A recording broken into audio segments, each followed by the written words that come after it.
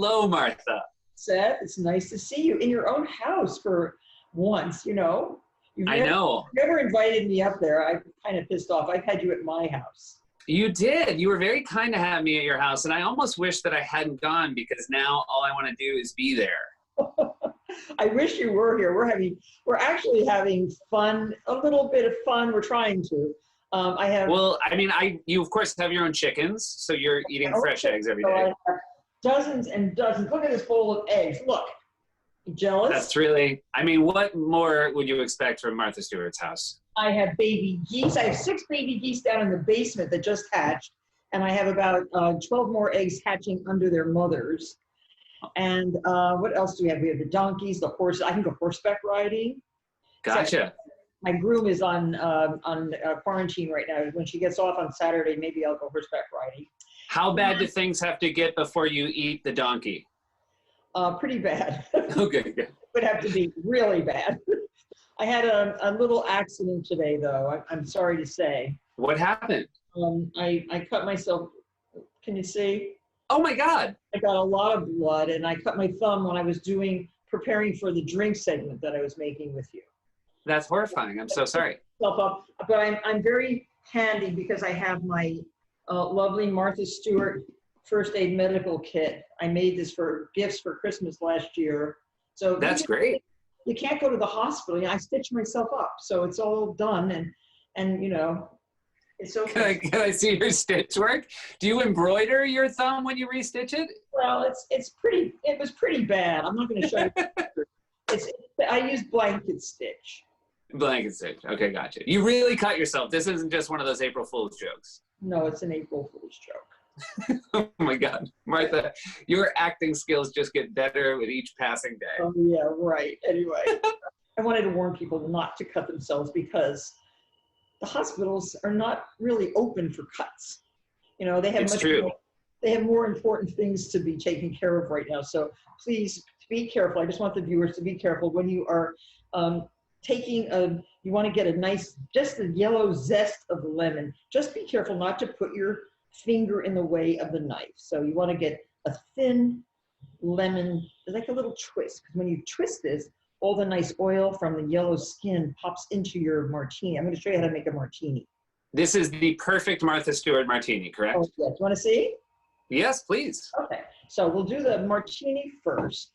So you can get yourself a little martini shaker like this.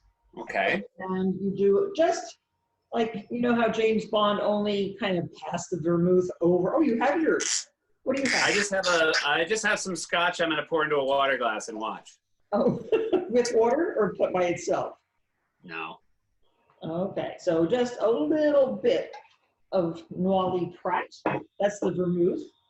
And then, and then a little bit of vodka. I like Polish vodka. You know, I'm Polish background. Yes. So Belvedere, Chopin, something nice and Polish for a vodka. And then, excellent. Oh God.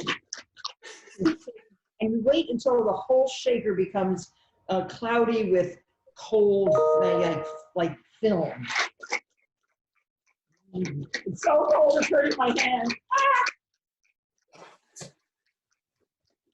Okay, so that should be the perfect martini. And now all right. Beautiful. I don't have martini glasses here at the farm for some reason. Can you believe that? And so you just pour it. It already has a strainer right in the top of this little shaker. So just pour. And you're not embarrassed by the fact that you're not drinking them out of martini glasses? Nope, not at all. I don't want to be embarrassed about anything during this time. And here, twist your lemon peel like that, right over the surface, and a little bit of that oil from the skin goes right into the martini. And if you want to prolong the length, you know, the drink, just add an ice cube as it melts, add another one. I can really nurse one martini for a pretty long time. But in this day and age, I'm going to drink. Well, here's to both nursing martinis and to America's nurses. Mm-hmm. Very nice. Now, something else that's very spring-like. You want to see what I made? Look at this gorgeous stuff.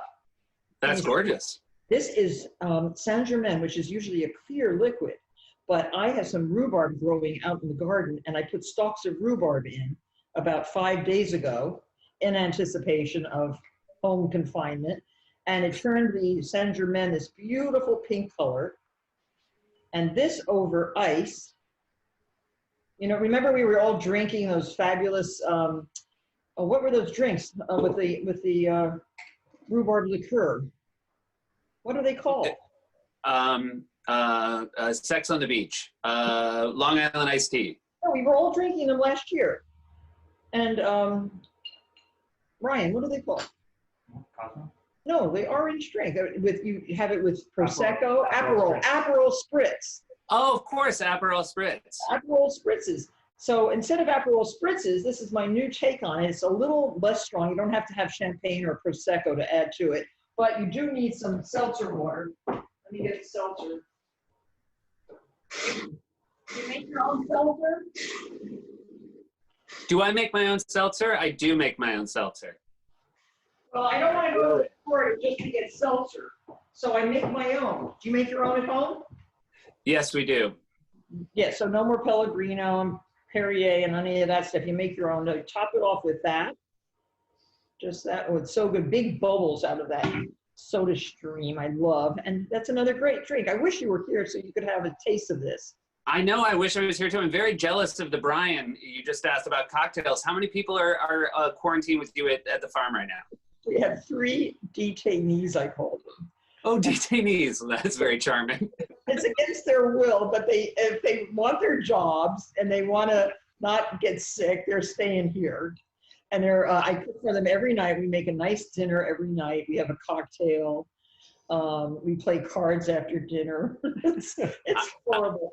Ryan, I think in this day, if you can have your job and you can have a home cooked meal by Martha Stewart and be on your farm, I think that's a very nice outcome. Comfy bed. They have comfy beds, and they're not in my house. They all have beds elsewhere, but they're you know, they usually go home, and you know, I'd like them to go home soon, but I don't allowed to go home. Ryan, my gardener, Carlos, my driver, and Elvira, my housekeeper. So they don't seem to, they're not sick of it yet, but when I see the edges fraying, I'll give them a day off.